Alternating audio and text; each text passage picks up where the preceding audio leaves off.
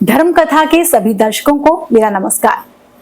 आज मैं धर्म कथा यानी कि अपने इस YouTube चैनल के जरिए आपको सनातन धर्म के विभिन्न ग्रंथों, वेदों, पुराणों से जुड़ी हुई कथाएं सुनाऊंगी। कई बार व्यस्तता के कारण हम उन कथाओं को चाहकर भी सुन नहीं पाते, कई बार हमारे पास समय नहीं होता, पर अब आप बिल्कुल भी चिंता मत कीजिएगा। इन सब कथाओं को मैं आसान से आसान भाषा में आपके लिए लेकर आऊंगी। बस अब आप मेरे साथ जुड़े रहिएगा और इस चैनल को लाइक, शेयर और सब्सक्राइब कीजिएगा। तो आज मैं पहली कथा, क्योंकि देवी के दिन चल रहे हैं, शुरुआत करने जा रही हूं मधुकैटभ के वध का।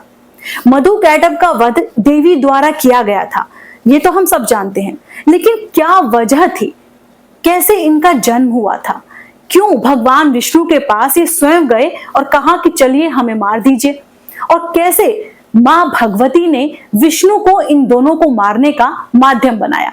तो आज मैं इस कथा के बारे में आपको बताऊंगी।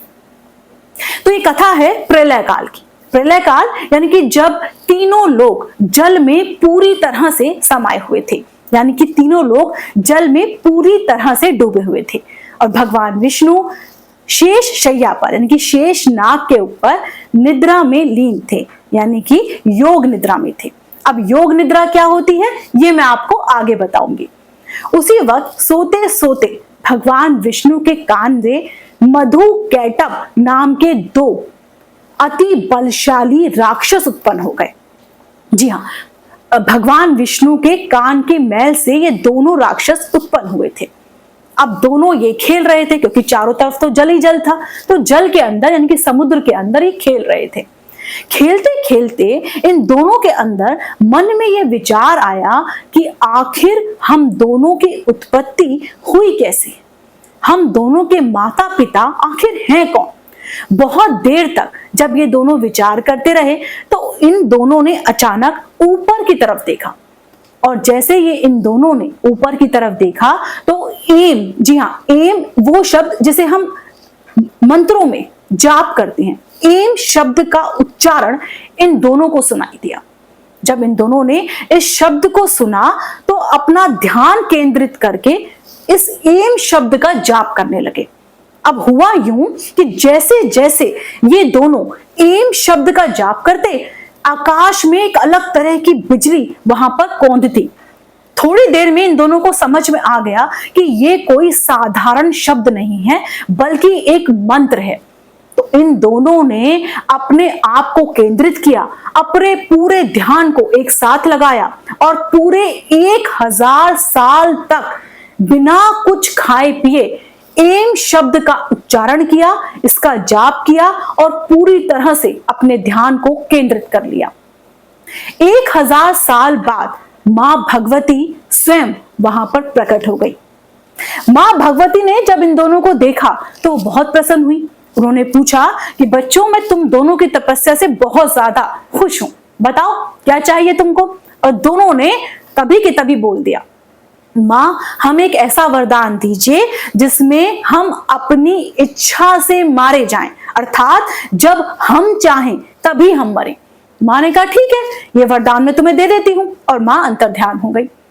ये दोनों वापस जाके जल में खेलने लगे। कुछ साल बाद इन्होंने देखा कि जल के अंदर एक बहुत विशाल काय कमल का फूल रखा हुआ है, बहुत खूबसूरत, बहुत सुंदर फूल है वो। जब उसके पास ये लोग गए तो उन्होंने देखा कि भगवान ब्रह्मा उस कमल के ऊपर आसित है, यानी उन्होंने उसको आसन बनाया हुआ है और स्वयं ध्यान मुद्रा में बैठे हुए हैं। इन दोनों ने भगवान ब्रह्मा को बोला कि ये जो कमल का आसन है ना, ये बहुत पवित्र आसन है। दूसरा, ये इतना सुंदर है कि केवल वीर पुरुष ही इस पर बैठ सकते हैं। तो या तो तुम अब हमसे युद्ध करो और अपने आप को वीर साबित करो, या फिर यहां से चले जाओ।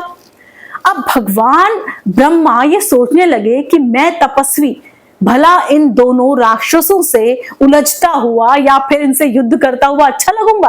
खैर, उन्होंने बात को वहीं जाने दिया। पर ये दोनों राक्षस किसी भी तरीके से मान ही नहीं रहे थे। ये अड़ गए कि या तो आप युद्ध करके हमें जीतिए या फिर यहां से जाइए। तब भगवान ब्रह्मा ने सोचा कि मुझे अब भगवान विष्णु की शरण में जाना चाहिए। अब वो ही इसकी समस्या का समाधान करेंगे। वो भगवान विष्णु के पास चले गए। अब वो क्या देखते हैं कि भगवान विष्णु योग निद्रा में है। अब मैं आपको बताती हूं कि योग निद्रा क्या होती है। योग निद्रा मां शक्ति का ही रूप है, यानी कि मां शक्ति ने भगवान विष्णु को भी अपनी योग निद्रा में इस तरह से रखा हुआ था कि व्यक्ति चाहते हुए भी वो नहीं कर पाता जो वो करना चाहता है। कई बार ऐसा होता है ना कि हम कुछ लोगों को पसंद नहीं करते, या कुछ लोग ऐसा कोई कार्य नहीं करना चाहते फिर भी हम कर जाते हैं। ये कुछ नहीं है, ये सिर्फ योग निद्रा है, अर्थात ऐसा मोह, ऐसा प्रेम जिसमें हम चाहकर भी अपने आप को अलग नहीं कर पाते था। और इसीलिए भगवान विष्णु शेष शैया पर योग निद्रा में थे। खैर, भगवान ब्रह्मा ने विष्णु को जगाने की बहुत कोशिश की, बहुत बार जगाया, पर विष्णु नहीं जगे। अब भगवान ब्रह्मा को डर सताने लगा कि वो दोनों राक्षस तो उनकी तरफ आ रहे हैं, अब करें तो क्या करें। पर भगवान ब्रह्मा को यह पता था कि भगवान विष्णु इस वक्त योग निद्रा में है।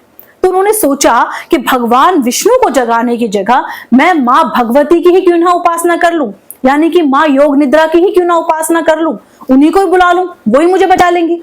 तो उन्होंने मां भगवती की पूजा करना, उनकी आराधना करना, उनकी स्तुति करना शुरू कर दिया।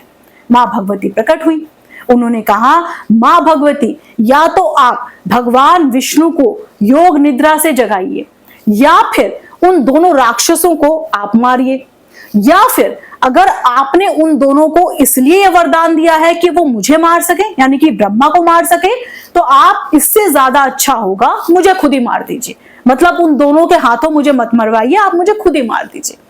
मां भगवती मुस्कुराई और कहने लगी, भगवान ब्रह्मा, आप किसी तरह से चिंतित मत होइए। उन्होंने तुरंत ही भगवान विष्णु को योग निद्रा से मुक्त कर दिया और एक तरफ आकाश में बिजली बनकर चली गई। उधर भगवान विष्णु जम्हाई लेते हुए, चुटकी बजाते हुए खड़े हो गए। भगवान ब्रह्मा ने भगवान विष्णु को सारा वृतांत सुना दिया कि किस तरह से दोनों राक्षस मेरे पीछे पड़े हुए हैं। बस दोनों का युद्ध शुरू हो गया। अब हुआ यूं कि युद्ध करते करते 5000 वर्ष बीत गए, दिन बीत गए, रात बीत गए, लेकिन वो दोनों दैत्य किसी भी तरीके से भगवान विष्णु से हार ही नहीं रहे थे।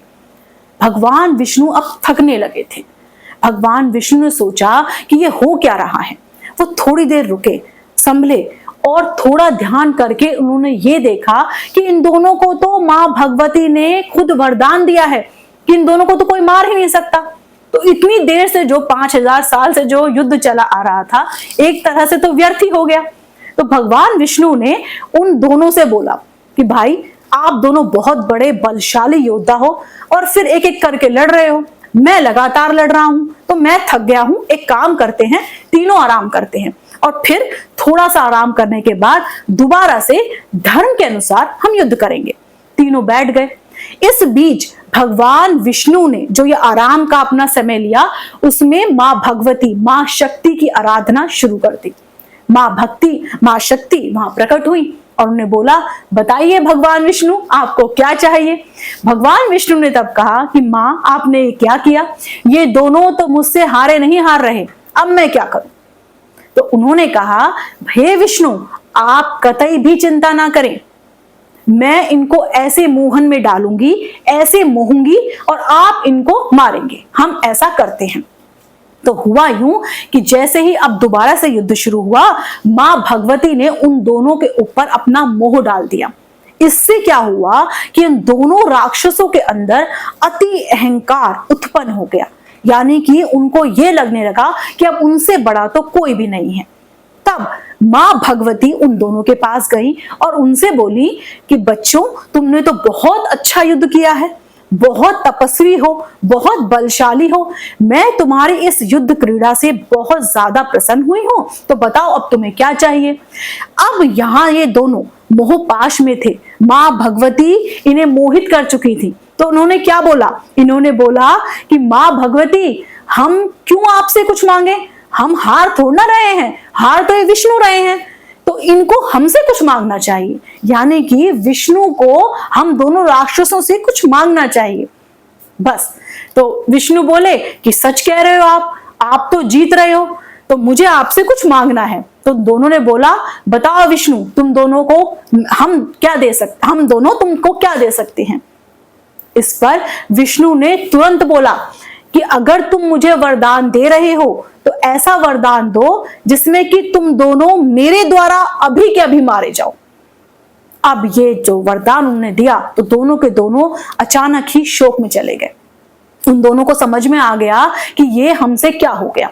अब वरदान तो वो दे चुके थे, अब क्या करें। उन्होंने फिर से एक योजना बनाई, यानी कि प्लानिंग करी कि अब हम क्या करें।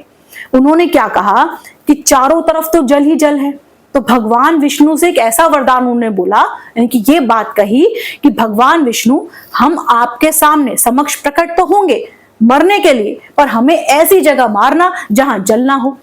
तो उन दोनों को लगा कि जल तो ऐसी तो कोई जगह है नहीं इस वक्त पृथ्वी पर जहां पर जल ना हो, तो भगवान विष्णु ने मारेंगे नहीं। पर भगवान विष्णु तो विष्णु है, उन्होंने तुरंत ही अपनी जंघा का विस्तार किया और उसे एक पृथ्वी का रूप दे दिया और मां भगवती शक्ति की कृपा से उस जंघा को समुद्र यानी पानी के ऊपर स्थिर कर दिया और वो पृथ्वी बन गई। और उनसे कहा कि अब ये जल नहीं है, ये पृथ्वी है, अब तुम दोनों स्वयं आओ, अपने सिर मुझे वरदान में दो, मैं तुम दोनों के सिर इसी पृथ्वी पर काटूंगा। वो दोनों स्वयं वहां पर पहुंचे और अपने अपने सिर भगवान विष्णु को समर्पित किए। भगवान विष्णु ने तुरंत ही सुदर्शन चक्र से दोनों के सिर काट दिए और इस तरह से मधु कैटभ का वध हुआ, जिसे भगवान विष्णु ने किया मां भगवती की कृपा से। तो आपको ये कथा कैसी लगी मुझे जरूर बताइएगा कमेंट करके। इस चैनल में, इस कथा में, आगे आने वाली कथाओं में मैं और क्या सुधार कर सकती हूँ ये भी आप जरूर बताइएगा और इस चैनल को लाइक, शेयर और सब्सक्राइब जरूर कीजिएगा। नमस्कार।